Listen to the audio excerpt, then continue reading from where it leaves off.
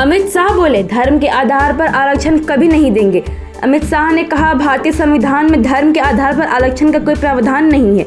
इसके बावजूद India alliance के दलों ने केवल अपनी राजनीतिक चमकाने के लिए देश में मुस्लिम आरक्षण की मांग की है।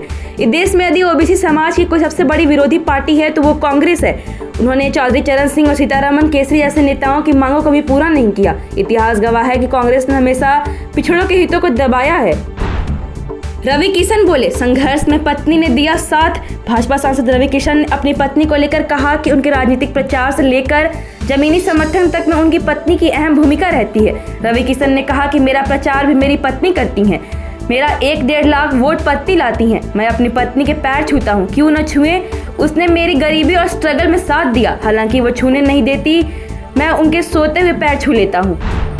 कंगना रनौत का तंज, लोकसभा में राहुल गांधी के भाषण को बताया सिर दर्द। लोकसभा में नेता प्रतिपक्ष राहुल गांधी के हालिया भाषण को लेकर भाजपा सांसद कंगना रनौत ने तीखी प्रतिक्रिया दी है। कंगना रनौत ने कहा कि राहुल गांधी को सुनना उनके लिए सर दर्द जैसा अनुभव था।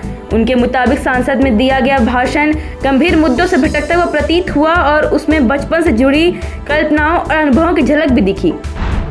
निशिकांत दुबे का कांग्रेस पर हमला। लोकसभा में महिला आरक्षण को लेकर चल रही चर्चा के दौरान भाजपा सांसद निशिकांत दुबे ने कांग्रेस पर तीखा प्रहार किया।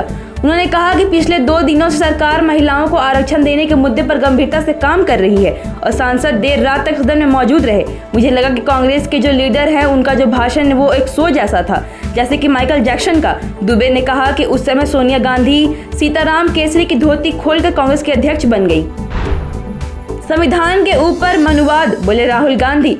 सदन में बोलते हुए लोकसभा के विपक्ष राहुल गांधी ने कहा, संविधान के ऊपर मनुवाद। अमित शाह जी कहते हैं कि जाति जनगणना शुरू हो गई है। उन्होंने चालाकी दिखाने की कोशिश में 2 बार दोहराया कि घरों की कोई जाति नहीं होती। मुद्दा यह है कि क्या जाति जनगणना का इस्तेमाल सदन, सांसद और राज्य विधानसभा में प्रतिनिधित्व के लिए किया जाए या नहीं।